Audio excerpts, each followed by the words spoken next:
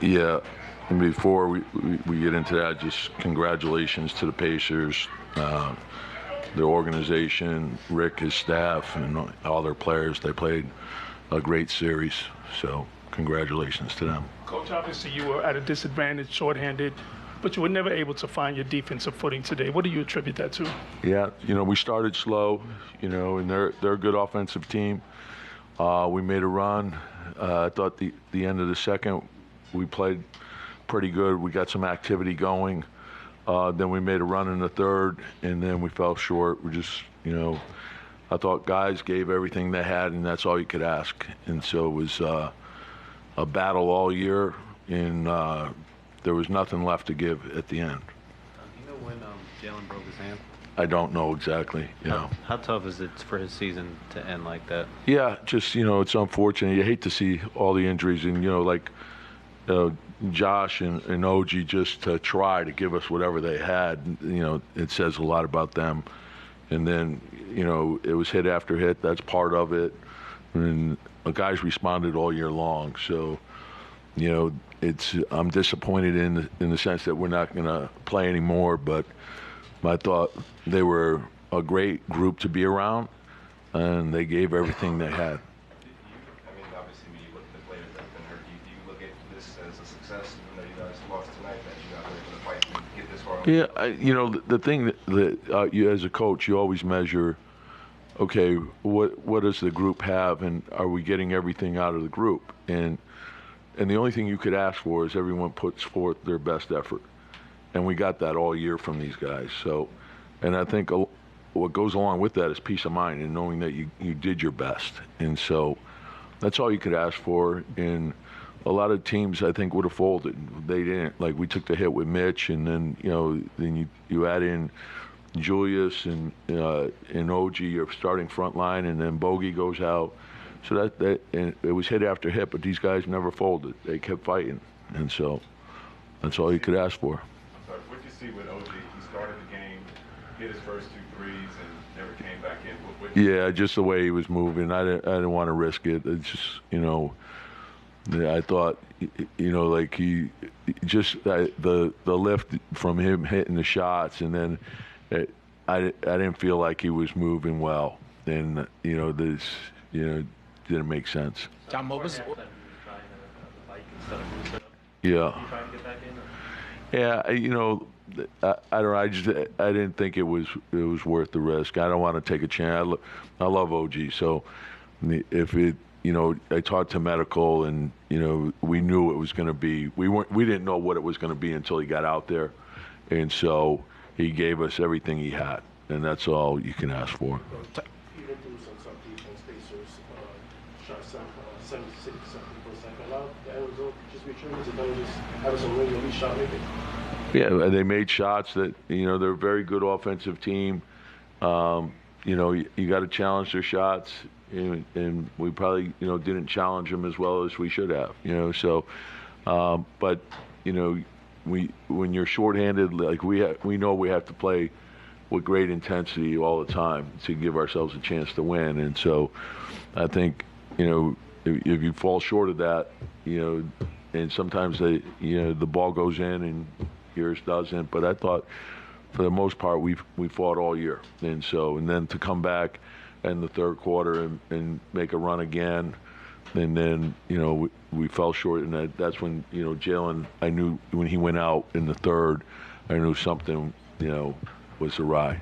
Tom, what was the process in getting OG actually cleared? And that's all medical, so that he's got to go through the protocol with them, and then if they clear him, and then he feels, like I talked to him at length yesterday, and he wanted to give it a shot, and so in medical thought he could, so, and then we didn't know what it would look like until he got out there.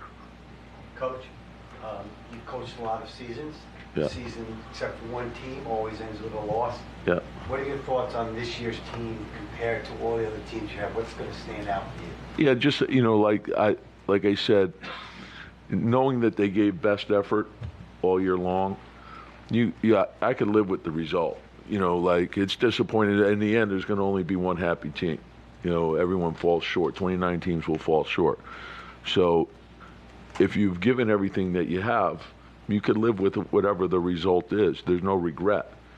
And so this team fought like crazy. I think in many ways they exceeded everyone's expectations, except probably our own. We wanted to keep going, So we always had the belief that we had enough, whoever was in there. So. Tom, I know it's hard when a season ends like this, but can you talk about just what Jalen did this year? I mean, he was the only starter left but by the end of the year, from the beginning of the year, and what he went through. Yeah, I think, it's a testament to who he is, too, because when you look at his season last year, it was remarkable. And then his playoff run last year was remarkable. And then to take the step this year that he's taken, it says – a lot about who he is, and he's never satisfied. He always wants to do better. He always, and that's what I love about him. I love his mentality, and and I think it permeates the team. It's like when you see someone with that approach and the fact that he cares so much about his teammates. He's a great leader. What Josh gave us, it's hard to measure Josh just because of all the intangibles, and I thought Dante had a terrific season, and then Deuce, the way he stepped up, and I think he's found his footing, and he had a terrific season as well. But we had a lot of guys step up. Isaiah really had a monster season for us as well. Jericho gave us really good minutes. Precious gave us good minutes, and so you don't want to see the injuries that we had, but that's part of it. But then oftentimes what comes from that is the opportunity for other guys to get in there and get something done. And that's what I was proud of, is there was no excuse making. It was let's just find a way to win. Coach, you talked about cutting the lead to 7 in the third quarter. Then you had 3 straight turnovers. Yeah. What did you see in that action? You have ball pressure. Yeah, and that's the thing. It's our margin of error is really tight, and so the defense, the rebounding, and the low turnovers, and obviously our defense wasn't there. The rebounding we fell short. The turnovers, were low, but we had the costly ones in the third quarter. We had a small window to maybe crawl back into it, 7, and then you have 2 bad possessions, and that changes things. The same thing happened in Indiana, and it was 5 in the third quarter, and we had 2 loose balls that turned into 2 threes for them. So that's sometimes that's the way it goes.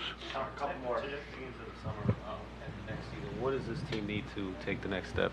Yeah, and it's hard to say like right now because it's raw and you haven't had a chance to dig into everything, and so we'll get a chance to do that, and then to sit down and we have draft picks, there's free agency, there's all that stuff, but also to dig into our team and lock into like how we can get better and make another step. And so there's the internal development, then there's the draft, which you always can add talent there, and then free agency and the trade. So we'll dig in deep, but usually what we try to do is take a couple of weeks just to recharge, and then do the deep dive, and then figure the plan out. With so many guys missing, would you like to see a chance to see this group come back?